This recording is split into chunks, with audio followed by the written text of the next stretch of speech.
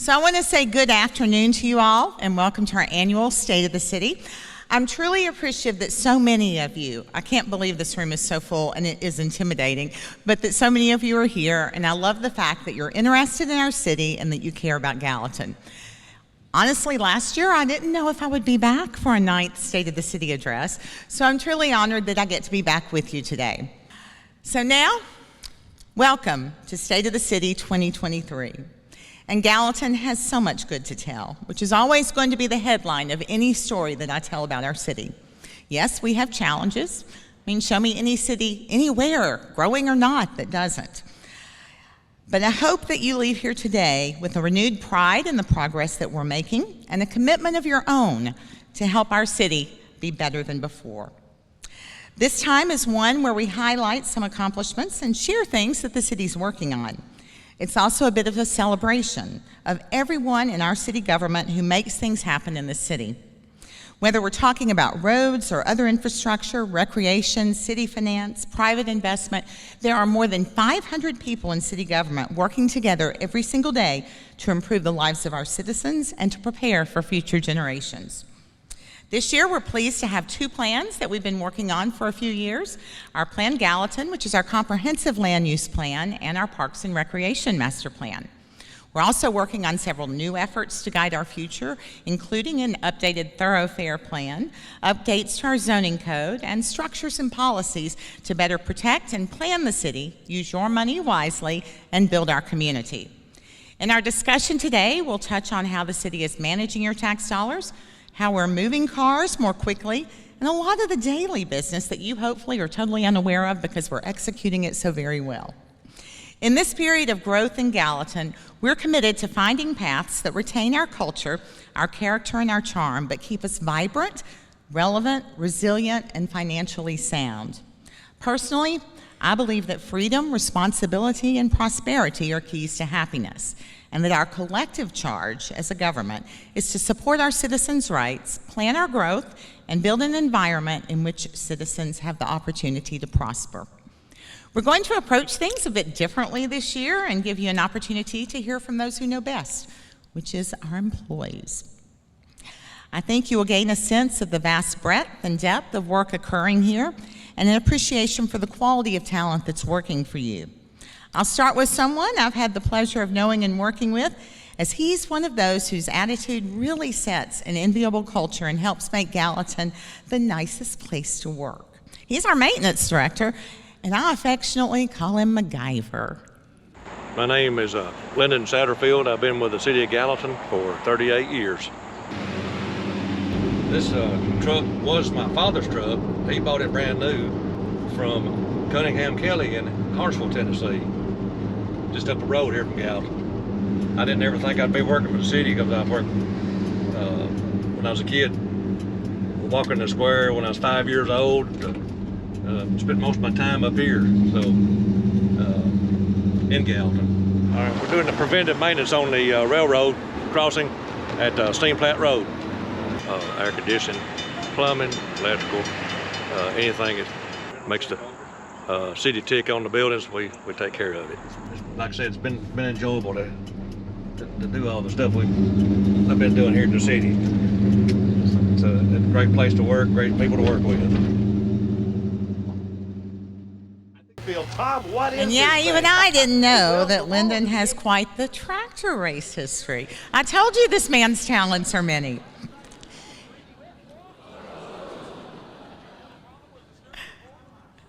Isn't that awesome? And he is just one of the people I've had the honor to know in my time with the city.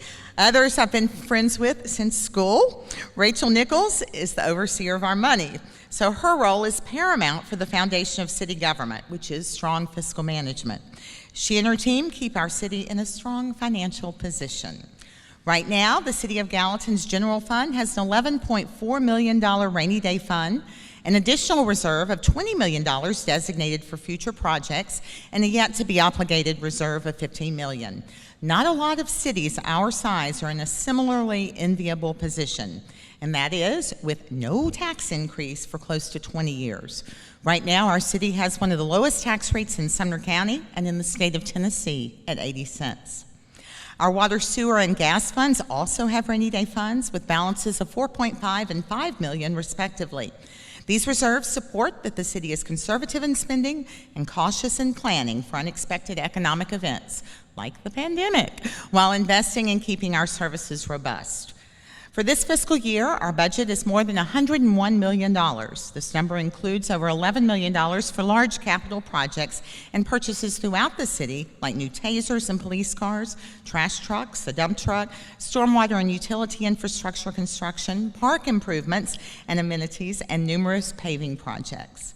The general fund is more than $52 million, which is our largest original budget to date. And of course, our city's expenses are funded through your tax dollars, with more than $16 million in property tax revenues, sales tax revenues of more than $20 million, and over $18 million in other revenues. It's a diverse revenue stream which helps us reduce risk. And why, you might ask, or how? Well, let's consider Gatlinburg during the pandemic. As a tourist-dependent community, they lost both their sales and lodging revenues for a very long period of time. Now, because of their popularity, they had resiliency, but other cities have not been so fortunate. In Gallatin, we've built a different model, and it works for us. We're particularly pleased that our sales tax revenues have now exceeded $1 million per month since March of 2021. It's a track record long enough to surpass the federal stimulus impact and be accurately attributed to growth in our city and increased resident spending at Gallatin businesses, which is not just good for us, but for the whole county, as our city is a very valuable part of the county's financial base. Our city represents 24% of the county's population, yet generates 42% of the commercial property tax, 22% of the residential property tax, and 43% of the personal property tax. We also produce 30% of the local sales tax revenue and a significant portion of the county's occupancy revenues, and those numbers keep going up. Now we're going to hear from Rachel as she details some of what's happening with your dollars. Thanks, Mayor. Also helping our budget is more than $5.8 million in state and federal grant funds. These projects join an already extensive list of other transportation, public safety, parks, solid waste, and vehicle grants that we've been awarded that will help us all have a safe, navigable, and thriving city and county. A new Violent Crimes Intervention Fund of more than $200,000 will help make our law enforcement better identify and alleviate the most dangerous of criminal activities. And these photos were actually transferred from glass negatives that were restored from our local DAR ladies. Gallatin received an arts grant award that paid to install a walking art gallery on our Town Creek Greenway. Collections from Gallatin High School and historic photographer Ernest Stark have been displayed. Coming soon will be collections from Richard Suter, David Wright, and Alan Haynes. Each year, the city supports nonprofits in our community. The philosophy is that there are many organizations that do what the government cannot, and that it would cost us a lot more if we had to try. This year, the city awarded $263,000 in community enhancement grants. Gallatin was one of a few communities statewide to receive a federal grant to add daycare slots for our working parents and guardians. The $500,000 grant will refurbish a wing of Gallatin Shalom Zone, with the daycare to be run by Gallatin Daycare. Lack of childcare is a struggle for many wishing to more fully engage in the workforce. This partnership with Shalom Zone and Gallatin Daycare will be a perfect example of an exciting public-private partnership that will help our city, our residents, and our employers. We recently completed installation of GPS tracking devices in many of our city vehicles. Here's the GPS devices that's going into all the vehicles today. Got it. So today we're putting in, GPS tracking, which also has the ability to do diagnostics and electronic inspection reporting in 212 vehicles, and then we're putting forward-facing dash cameras in 90 of the vehicles to help exonerate drivers should, God forbid, there be a wreck, or to help the city kind of manage, work with risk management, which I guess would be Natalie's department, but also we try to lock in insurance premiums by increasing safety, reducing accidents. Dash cams all assist with that, help coach good and bad driving behaviors. You know, the idea isn't to get in there and to watch all the drivers do their job every day, but in time you can kind of get broad stroke data because, 212 vehicles, you can begin to see trends. of who's going where, fuel efficiency, idle time, which vehicles are being kind of ridden the roughest, and which ones could maybe be used a little bit more, I guess. So it's more that broad stroke data that you get in over the course of months of having everyone kind of outfitted. Our department does a lot to safeguard taxpayer dollars, and all the credit goes to this group around me. I'm very fortunate to get to work with them every day. Thank you all for your hard work and dedication. And now back to you, Mayor. Obviously, a lot of those funds that she talks about do come from new development in our community. An activity in our codes department helps us project that impact. Additionally, our building department assures that structures in our city are built according to the standards of the industry. We have an exceptional team of inspectors, so here's our building official, Chuck Stewart, with a glimpse into some of what the department does. Last year, we permitted 873 new residential units. Some are single-family homes, some are single-family attached home, and some are actually apartment units. We only count the units in apartments, not the buildings. We had 76 new commercial buildings as a result of what the residential units bring in, because industrial brings jobs, jobs bring homes, and homes brings commercial development. So with $320 million in commercial value last year and almost 30,000 inspections, a bit less than the year before, but still very strong, there's still a lot being invested in Gallatin. That large investment number you see from last year is from the metadata center. Recently, we took a few cameras inside the new Johnson's restaurant for their final inspection to give you an idea of what we look for. Good afternoon. My name is Brandon Howell. I'm with the Gallatin Building Codes. We're here at Jonathan's Grill on Southwater and the Windsong Shopping Center. We're here today to do our building final and our fire final to get this business open up so you all can come enjoy the great food at Jonathan's Grill. We got a whole team of inspectors here today. Let's go in and see what we find out. I've been here several times, like 10 to 15. I start from the outside underground piping all the way into the inside, overhead, all that on the sprinkler system and the alarm system. We test all the alarm pulls, strobes. Here looking for exit signs for all the egress passageways. Make sure the exit signs are in. I've already checked everything when I was here on the electrical and verified they work. Just double check and make sure we don't miss anything. We're looking at the suppression system. It's nozzles that sustains a fire if it breaks out. These are the tips and pop off if they pull that suppression system over on the other side. Very good to work with, very good. So, Thank you, that's our job. yes, sir. That's our job. Yes, sir. Is to take care of the customer. So it's a lot more to it than you think when you go doing an inspection on a restaurant. It's a little different on some of the small businesses. Looks good. Not having any issues at all. Codes also inspects food trucks. It's literally a moving target, but our inspector, Charles Derflinger, gives us another look at a bit of a unique inspection. Charles Derflinger with City of Gallatin Building Codes. We're out here at one of our local festivals out here where we got a bunch of food trucks gathered around, and we're going to take them to inspections on them and make sure that they're all safe to protect you. Let's go take a look and see what we got. We look for the cleanliness of the hood, make sure it's been cleaned and maintained properly.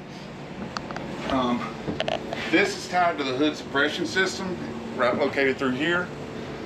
We check to make sure it's been inspected as required on an annual basis. Food trucks have similar inspection requirements to their brick and mortar counterparts, to include a health inspection performed by the state and a fire and safety inspection, which can be performed locally or through the state fire marshal office. This vendor came in from Lebanon to participate in the barn raising festival and needed his inspection performed the day of the event. That being said, also one of the recommendations, I'm not seeing one that I recommend everybody to get, and our goal isn't a gotcha moment, but to get the trucks out on the road serving the community as safely as possible. Feeding the staff is not a requirement and has no bearing on the outcome of the inspection. We publish a contact list on the city website of currently registered vendors. And if you have any questions concerning starting a food truck, please give us a call at the Building Codes Department anytime. Thanks, Durf. Our building department works hard, but they play hard once in a while too, as they host an annual fishing tournament. Did you catch that? I did. I fished like 5 times before, so there you go. Well, it's the third annual Coach Department Charity Bass Tournament. This year we're supporting the Care Cabinet, which is for needy kids in all of our schools here in Sumner County. We had just in excess of 20 boats today, and we've raised pretty close to $5,000 for the charity. We do this for a different charity every year, and we just try to pick a different one every year. I think the first year we've done Gallatin PD, and we've done the Sumner County Food Bank, and we just try to spread it around and try to help as many people as we can. This is the Gallatin Code Department, one of the top departments in the state. They make my job so much easier. I have a great group here.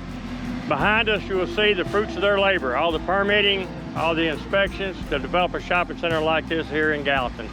All I can tell you is that if you want to meet them, come by the department, wait till after Mardi Gras and have a piece of king cake. Let's go, Coach. Go, Coach! Thank you to our codes department. If you didn't guess, Chuck's from Louisiana. So speaking of all the new buildings in Gallatin, I get to share with you a sneak peek inside of the new Sumner County Judicial Center. It's looking pretty nice, isn't it?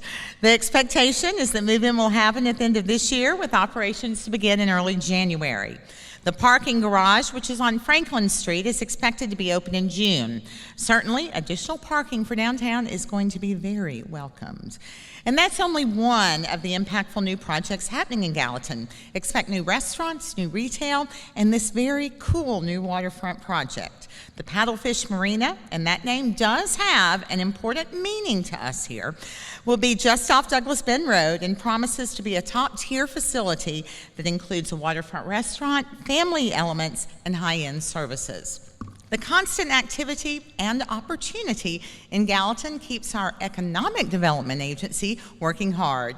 This office is on the ground daily, both serving our existing businesses and working to bring attractive new jobs to Gallatin. Gallatin continues to be in the national and international spotlight for business and industry.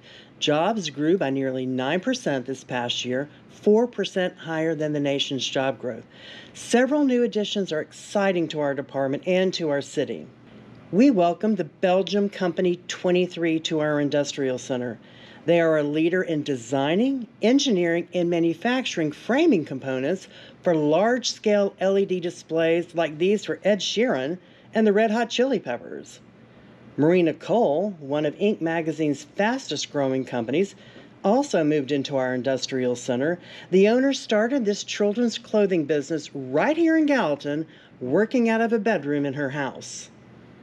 Volunteer Traditions, started by a couple of UT grad students who wanted to show their love for Tennessee, is under construction on Greensboro Drive. DFM Arms is a new company that chose Gallatin and opened this past year on Airport Road. They design and manufacture firearms components and have expanded rapidly in their short time here. Pavement Restorations, a high-tech asphalt repair company, also opened on Airport Road this year.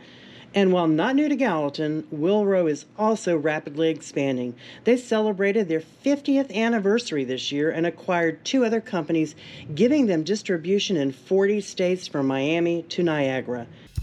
Why can't the Gallatin EDA get a Bonefish Grill or TJ Maxx here? Even though the Gallatin EDA is nearing its 25th anniversary, there are still folks who don't quite understand what the EDA does.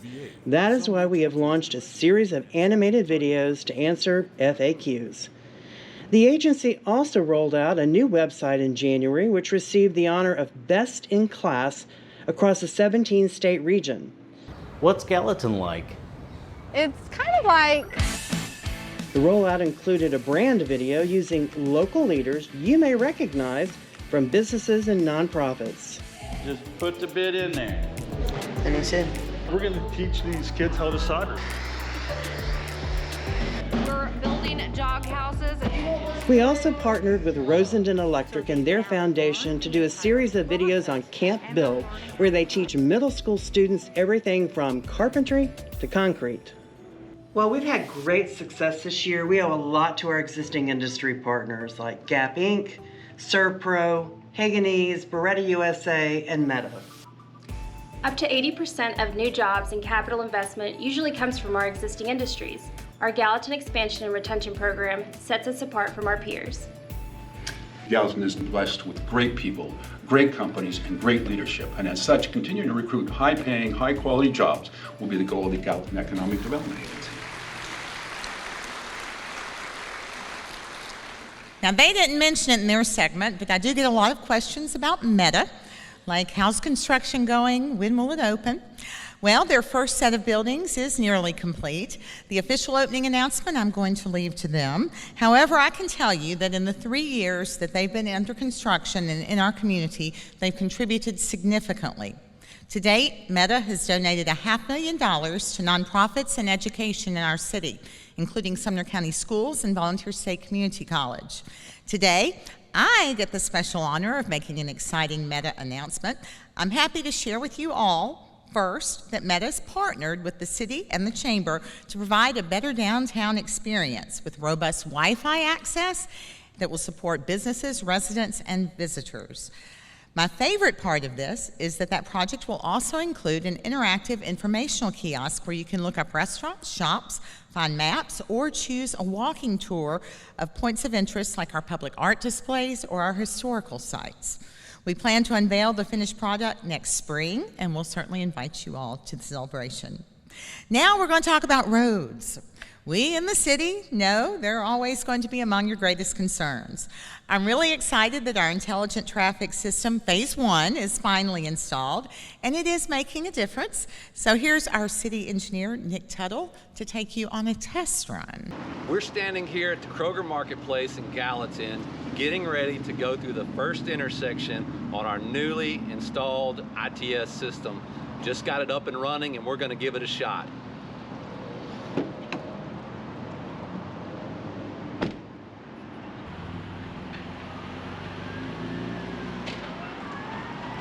Paige's Bend traffic signal just turned green probably about 15 seconds ago. So we should have no problem getting through here. And hopefully we'll be joining a platoon that will carry us through several signals at the same time. Getting through our second signal, Douglas Bend Road. It looks like here at the 6th intersection we're coming up at Volunteer State Community College, Grassland Place, Gap Boulevard. We're hitting our first red light, so not bad. Made it through, what was that, 5 signals, hitting the 6th on red. So now that we've started back up, the hope and expectation is that I should be able to move through the next 3, 4, 5 intersections in a row. Success, and that's not too surprising, but we saw the yellow light happen here in front of us at Gallatin Plaza, and then as that same thing was happening at Maple Street. So you can see these lights are doing exactly what they're supposed to be doing. And so now we're able to actually see half of our intersections in real time and respond to it before complaints come in. I'm a little disappointed we're not getting through Locust with this next one, but it looks like we've got red on each of the next 2 intersections. So we're approaching Airport Road now, and we did stop in a little bit of a queue there, and it now looks like we're gonna be the first in line for the red light as we finish the corridor here heading out of town. So here we are now at the end of the corridor. We just traveled through 21 intersections. We stopped at 5 traffic signals on the way through in the PM peak hour. So pretty solid run through, one take, not bad. We feel pretty good about this. We're getting ready to start now on phase 2 of the ITS system. This will cover all of the other signals in Gallatin, but it's gonna take us a couple of years, so give us a little bit of time, but it's on the way. And I hope you all have an equally positive experience traveling down 31 these days. Of course, that's just a small part of what our engineering department does. There are many large road improvements they're working on, stormwater solutions, and all of the plans from the private sector that this department's responsible for too. Beyond traffic, another area that we know residents feel contribute to a great quality of life is in our parks and recreation. I'm very pleased that the Gallatin Parks and Recreation Master Plan has been presented to the city by Wold Architects and Engineers. This is a plan to serve our community and guide our investment in parks in the years ahead. This new plan prioritizes needed and desired investments like improved ball fields, fences, bleachers, restrooms, and lights. It also presents what may make sense for future park developments and new amenities. Beyond that headline, there's still a lot to report on, and to tell you more are our longest-serving employee, David Brown, the director, and our director of marketing and tourism, Jenna Maddox. Hey, what a great year we've had in the Parks and Recreation. We've been here for all the kids, the adults, and all the improvements, and we're looking forward to another big year. That's right, we don't plan on stopping. Our department continues to expand, and we're looking forward to attracting tourists from all over the state and the country. One of the things that did happen in parks in the past year is that the city finalized plans to invest $2 million on Clearview Park for a new community center and other improvements. After several community surveys and public meetings, we all agreed on the best investment ideas. Engineers are now drawing up architectural plans, and we will break ground soon thereafter. 3, 2, 1, Another accomplishment was the $100,000 renovation of our Thompson Skate Park, and this improvement has seen positive feedback from our skating community. So many community events center around our parks, including our extremely popular Pawpalooza Pet Festival. This year was a stellar success with more dogs and humans than ever. Now up to bat, number 3, Hannah Ray. Go Hannah! Reporting on existing facilities, our Miracle Park remains a huge hit and an important part of Gallatin, with many activities for kids of all abilities.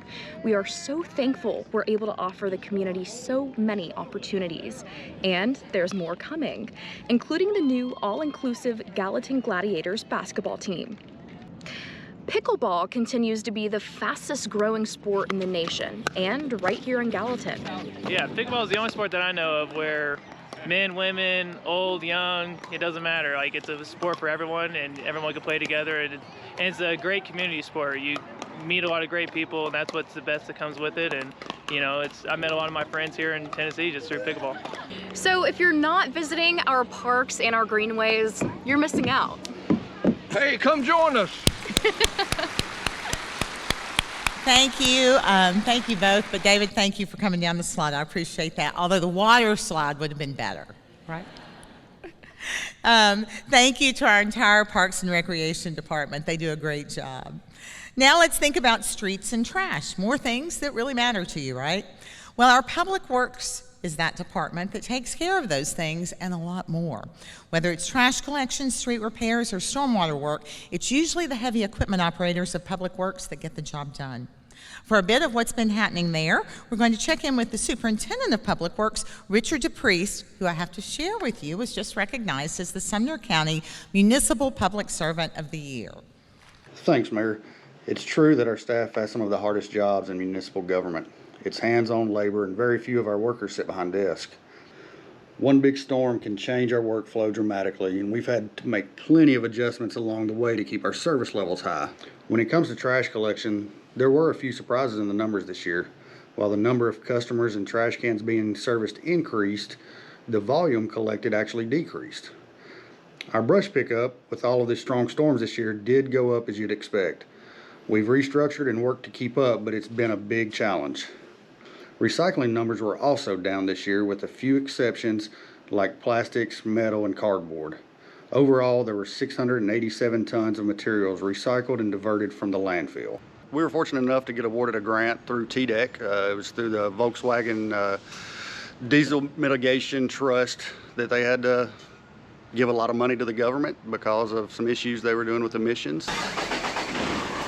We were able to get 2 brand new trash trucks for just the quarter of the price. So total price was almost $531,000 for the 2 trucks, and we're only going to be paying $132,000. So we got 2 trucks for half the price of one of them. We also added another brush truck to our routes, which has been helpful. Litter is still one of our greatest challenges and disappointments. We're grateful that the public has really helped us with litter cleanups. 3 additional streets have been adopted, one by the Sumner Prevention Coalition, one by the GSC Rangers and Lady Rangers, and even one from the guy shooting this video, Jeff Henschel. Volunteer efforts alone have collected more than 8,500 pounds of litter in the past 12 months. We've had very needed big help with the return of inmate crews that haven't been available since COVID. We really appreciate the county for getting that program back on track. It's not the silver bullet for all litter, but it definitely helps. Our team is second to none, and we're always working to do things more efficiently and attract, train, and retain skilled staff. From everyone here at Public Works, we appreciate you. Thank you, Richard. We certainly appreciate you all too. The variety of tasks that Public Works does is incredible and it's vast. They even take care of the city's hanging flower baskets, which I want to tell you this year were prepared by the Station Camp High School. They planned those baskets, they planted them, and they took up a whole lot of green space. It was a lot of work, and so I thank you to our Gallatin, our Station Camp High School students. Now let's go on to our city workforce. With 500 employees, our Human Resources Department is very busy. Just like in the private sector, attracting and retaining qualified employees continues to be a challenge. Our relatively new HR Director, Courtney Russell, and her team have been leading the efforts to help our city be more attractive. In case you didn't know, the City of Gallatin has unparalleled health benefits, with one plan that includes dental and vision that's 100% covered by the city. We also have excellent retirement benefits. This year we did do a cost of living increase that averaged about an 8% increase for lower wage employees. We also adjusted vacation benefits, position requirements, and made allowances for some things like beards and visible tattoos that weren't previously allowed in some departments. This city really is a good place to work, has attractive wages, but we, like you in the private sector, know that the reality is that there aren't enough people to fill the jobs. Now we'll go on to planning and zoning, who also have very challenging jobs. Our planning director, Bill McCord, shares some information, and as he often does, his perspective. This year, the Gallatin City Council adopted a new comprehensive plan, Plan Gallatin. This document is used as a guide for decision makers. That means everyone, not just the politicians, for use in making decisions about the future development of our community. It is not a static document, and it should be adjusted over time. We've already had one amendment to the plan. As we move forward, our City Council and Planning Commission will implement Plan Gallatin, and that includes refining our zoning regulations and subdivision regulations to align with this concept of responsible growth. As a government, we want the highest level of service with the lowest long-term maintenance cost.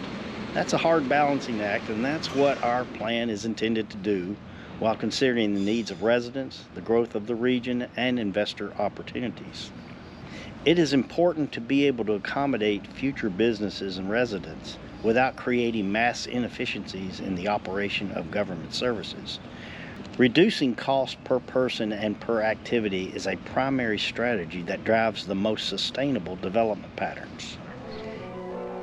In these lovely and spacious homes, beauty of design and functional practicability have been expertly combined. In the early zoning days, there was a deliberate separation of zoning districts. For instance, a 10,000 square foot lot couldn't be placed in the same area with a 15,000 square foot lot. That's old school. Today's best practice is to have a variety of housing types because we have so many different types of households, families, and lifestyles. Most households today are not 2 parents, 2 to 4 kids, and a dog, and needs and wants have changed. And my gratitude always to our planning department. They deal with a lot of difficult situations and on occasion people, especially at this time when so many are moving to Gallatin. It's tough. I mean, we know that no one wants something built next to them, and there's frankly a disconnect where some don't realize that unless they own the land, they don't enjoy the privilege of controlling whether it's developed. Yet we, as residents, want to have places for our kids and our parents and our employees to live with low taxes and ultimately a sustainable, vibrant community. Our planning staff navigates and plans to create this needed balance every single day. Now, of all the things that matter to you, I feel confident that your community safety is priority 1. Things are certainly different than they were a few decades ago. There's a lot of craziness going on in the world, frankly. But I have so much respect, admiration, and trust in our Gallatin Police Department. Here's our chief and another classmate of mine from just a few years ago, Don Bandy. Our Gallatin Police Department has so much good to report. You all know that they do a terrific job protecting our community, even in these really difficult times. But there's proof that they do. Looking at the raw statistics, you'll notice the number of calls has gone up, which we expect as our population increases. However, when you drill down into the types of calls, we're getting more non-emergency calls, such as property crimes has gone up nearly 100 cases, which are often crimes like shoplifting, thefts, and fraud. Car thefts are still happening. As we say every year, often involve people not locking their cars and even leaving key fobs in their cars. So please lock your cars and be aware of your surroundings. I really hate that DUIs have increased because of the real threat impaired driving is to other motorists. As ride shares like Uber and Lyft increase in the area, I hope we see that decrease again. Controversial to some is the decision that we made this past year to not continue the red light camera enforcement contract. While automated ticketing is less popular than it once was, this was the time to make the change in Gallatin. We are compensating by monitoring intersections more, particularly those we see more accidents. Many of our intersections will be retrofitted with license plate readers. This is a tool that is directed at locating stolen cars, Amber Alerts, and even serious criminals that have outstanding warrants. Our internal IT staff build those units, which is a tremendous cost savings to our citizens. In addition to human officers, our canines have a strong track record. This year, we were awarded an American Kennel Club canine grant to bring on an additional police canine. My dog is Canine Officer Knox, and he is a chocolate lab, and he's a narcotics detection dog. Good boy. Good boy. Me and Knox became a team about a month ago now, and we've been in training so far, so we haven't hit the streets yet. But, I mean, so far we're a great team. We're learning each other, and, I mean, he's my buddy, and he's been super effective. He's got a great sniffer. The city is building a gun range and small training facility in an industrial center that will give them greater ability to hone their skills and keep their certifications on track. This year, we also replaced our tasers, an important tool for our officers. $375,000 was the cost, and well worth it for the latest technology and support. I can't say enough about all the support we receive from the community, and the engagement really means a lot to us. Whether it's your turnout for events like Shop with a Cop or our National Night Out, or the support we are shown daily in your kindness and encouragement. We're committed to connecting with the community, and you show us that you know we care, and we really do. Thanks for letting us protect and serve Gallatin. Yay!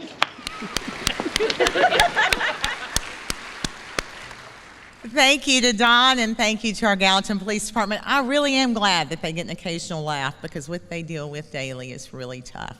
I also want to tell you that in the back of the room is our canine. He's with us today. I hope you get a chance to see him as you leave today. Unfortunately, this year, our department did have some terrible experiences. Most notably was that 2 of our officers had the worst kind of encounter, in which an officer was shot, resulting in return fire by a supporting officer and a man losing his life, which is certainly always the saddest of outcomes. I am thankful, however, that both officers are now back on duty. Incidents like that, however, demonstrate how special of an individual it takes to do the job of a police officer. Departments everywhere are trying to hire, and along with many others, Gallatin has increased pay and continues to work to attract officers so that our department can remain among the best, where the passion is evident every day and their success is proven. Our Gallatin Fire Department is also charged with safety and health. Whether it's a fire or a health crisis, we're fortunate in Gallatin to be able to depend on talented, trained, and committed individuals to help whenever there's a need. Our Fire Chief, Jeff Beeman, has been there a few years now. Both he and his family and some of his extended family have made their homes here, and I couldn't be more pleased with the progress that he has led in this department. Here's Chief Beeman with some more details. Thanks, Mayor. As Fire Chief, it's exciting to be part of a team and a community that's dynamically changing. We've made a number of improvements this past year, and we're on task with staffing, equipment, and training for the city's fire services. We know our department is an expensive one, but investing in safety is worth every penny. As we look at the statistics, Last year, we responded to a total of 159 fires and 5,311 EMS calls. And EMS calls, as you know, are the majority of our responses. Cooking fires still account for the majority of all of our structure fires, and the risk of fires always increases during the cold weather months when portable heaters are used. Even with the many new houses that we have here in Gallatin, many of our fires in the past year were related to grass, brush, and trash fires. Vehicle fires were also numerous, and pretty new to us is the challenge that hybrid and electrical vehicles pose to us. They're difficult to extinguish and almost always result in a total loss of the vehicle. We're very excited that we have 2 Pierce fire engines on order, each costing about $630,000. One is scheduled for delivery here soon, and the other should be delivered next May. The first one goes to Fire Station 3 on Red River Road, and the second's going to Fire Station 4 on Big Station Camp. The older trucks will be used in the future as standby vehicles. In September, we put into service an initiative that's become popular across the country. It's called the Alternative Response Vehicle. Utilizing our existing on-duty personnel and an SUV response vehicle, we are testing this response model because when we develop best practices, our plans are to expand the program. The response times you can maneuver, the maneuverability in this is so much greater. It's just, and it keeps that freed up. So if, say, you're on a med call with that, and a fire comes out and it's in your zone, somebody else is going to have to try to come to you. The costs are minimal compared with dispatching a fire engine to medical incidents, especially since this was a repurposed vehicle that we already own. Total cost of this pilot project is just a little more than $500. On the prevention side of the fire department, an online self-reporting system called Community Connect, and this is where residents can enter information about their homes to give first responders critical information during an emergency. Before, we had to communicate completely with dispatch to get information, whether that was patient information, address, status updates, and now we have the opportunity to get updates real time without communicating with dispatch. Our fireboat isn't used much, but it's visible and appreciated. So you name it, it can happen. Folks break down and they start drifting. If it's getting late at night, we can go assist them. We keep it docked at the Gallatin Marina, and it's a great resource for fighting fires on the water and shoreline. I can't say enough about each member of the fire department and how dedicated they are to the health and welfare of the community we serve. We work hard for our continued training and certifications while maintaining a positive connection with the public. We love allowing people to experience what we do firsthand, like this Leadership Gallatin group, or performing and educating via our clown troupe by dancing and singing in front of our school-aged children. But community and the jobs our employees do are no joke.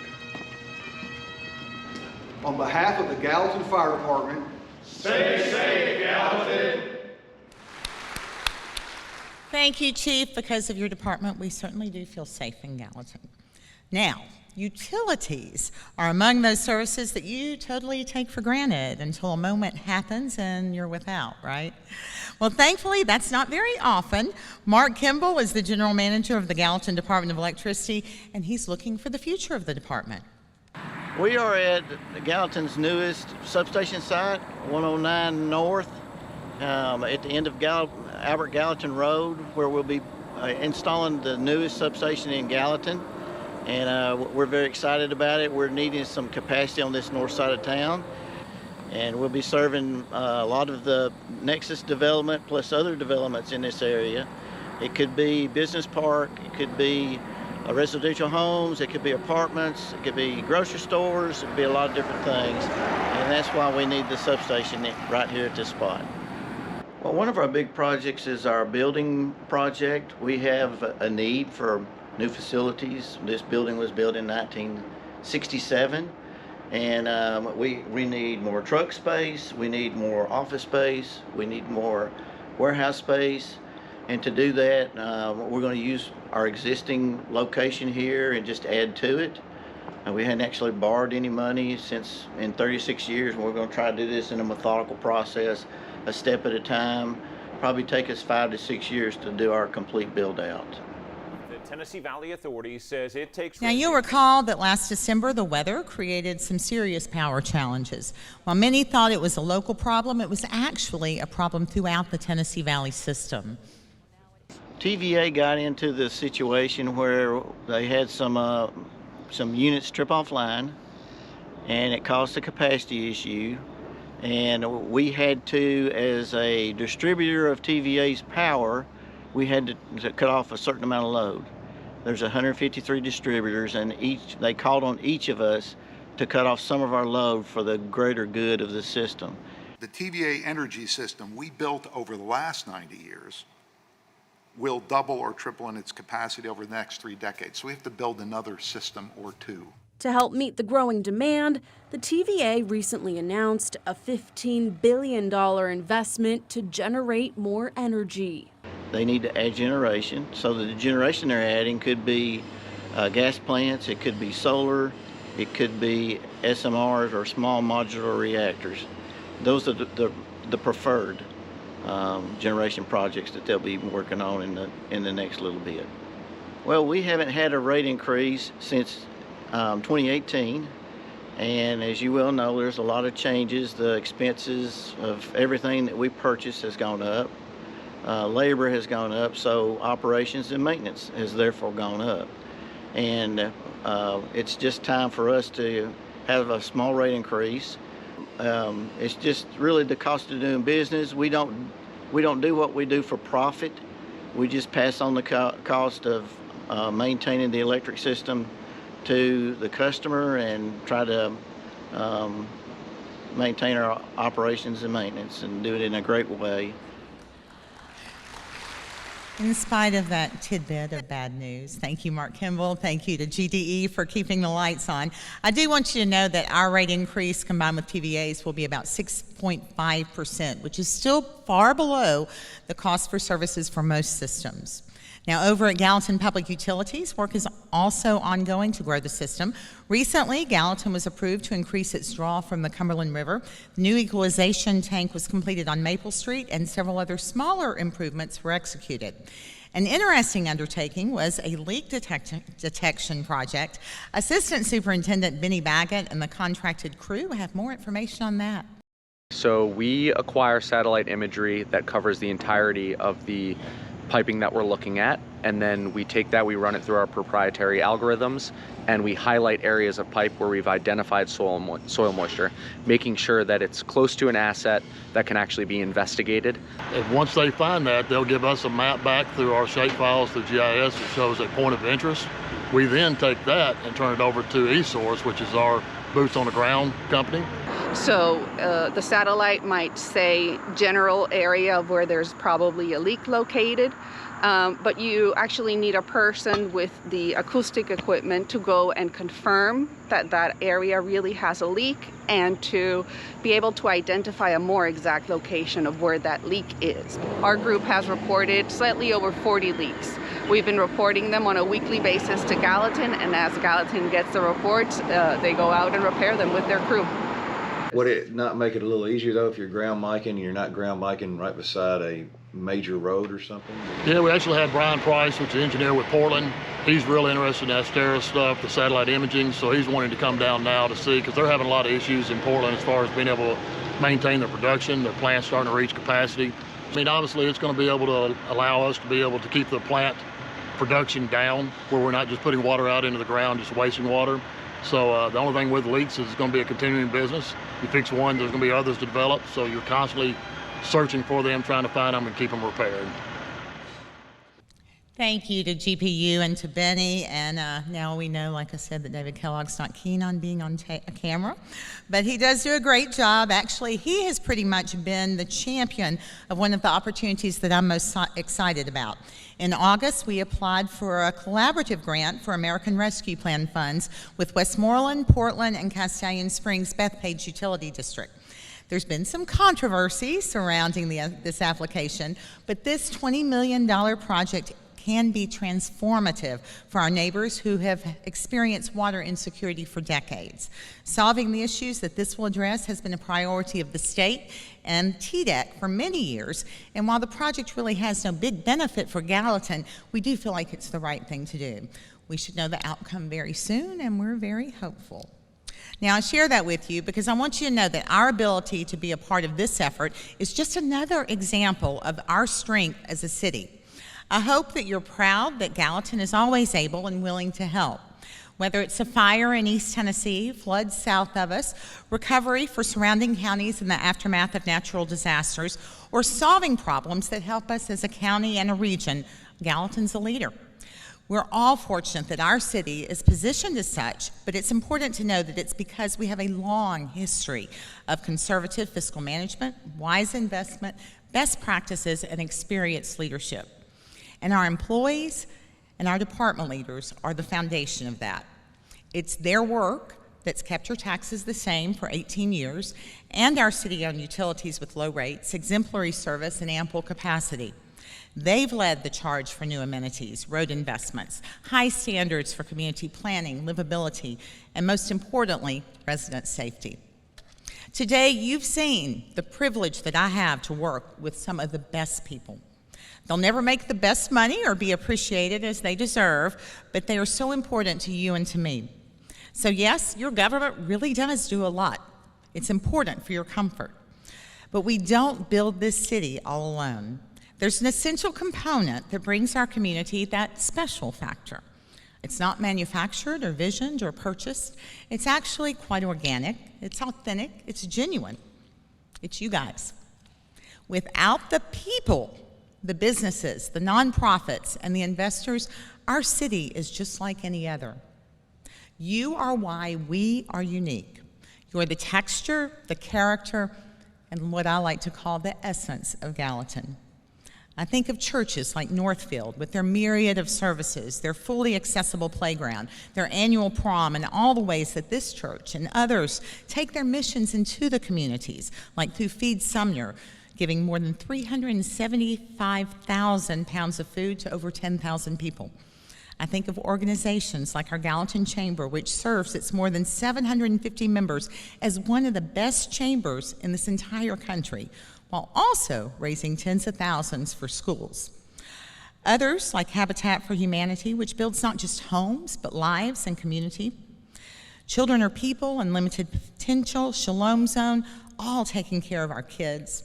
And there are so many more in our community, through which people are fed, pregnant teenagers are supported, children are taught, experiences are had, and opportunities are created. And I have to mention our education system, because our teachers in our schools are fabulous.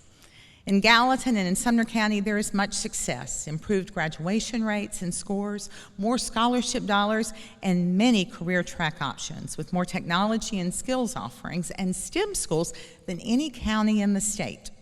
All proof that our schools are working to educate so students can thrive as adults. Finally, I must mention our businesses. You know, you give us our paychecks, you give our city a revenue stream, you give us the needed services, you make life here easier or safer or tastier or just more fun.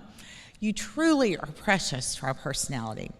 I'll walk around our square or I'll drive through our community, and the creativity, the novelty, the commitment to community, it's so evident everywhere, and it's inspiring. Throughout Gallatin, you can now find what you need, what you want, and what you didn't even know you needed or wanted. Because of this, because of you, Gallatin is not a bedroom community of Nashville. It's a strong, independent city as it has been since 1802. Our lake, our beautiful neighborhoods, our many options for housing in a community with great jobs, lots of conveniences, and more shopping and dining. It positions us very well to remain a special place with a vibrant future, long-term sustainability, and quality living.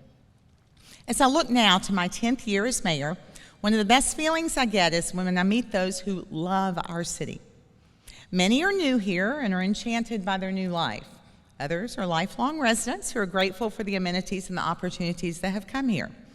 I know that many are fearful or displeased with the growth, but it's a challenge that we can only manage, and we are. Not one of us is going to be pleased with every single action, including me, but if we can realize the benefits, the good, and how fortunate we are to get to live in this special place, we know why others want to call it home too. You know, I'm a native daughter of Gallatin, and that pressure is very real. I often think back to my ancestors, the many generations of whom invested so much to build Sumner County, and I wonder what would they think? Would they be proud? I think my granddaddy would be. I'm sorry. I do know that my dad is. I think my brother approves most of the time. And yes, I do think of my mother and my brother constantly and how they would react to the various issues or actions. In 2017, we were named the nicest place in America, which is really hard to remember some days if you're reading social media. But I still believe that that speaks to the character of our city and that most of the people who live here. It is a challenge to perpetuate, but I know many of us are committed to that. And we're collectively hurt when we see someone being unkind or unwelcoming. We have our small city charm, the friendliness, the wholesome elements, the small town things that we do here. Our bedrock is kindness, grace, grit, love, pride. I'm glad that you're here in Gallatin, and I'm glad that we get to live in a community where people care enough to be a part of making our city better. Where people hold on to and believe in those wise words our friend Richard once shared, that you can never go wrong loving on people. I do love this city, and I love all of you who work to make it better. I ask that you please pray for Gallatin. You pray for our country, pray for Israel, and for our entire world. I wish God's blessings upon each of you. I thank you from the bottom of my heart for the privilege of serving, and I thank you for loving and caring for our precious Gallatin.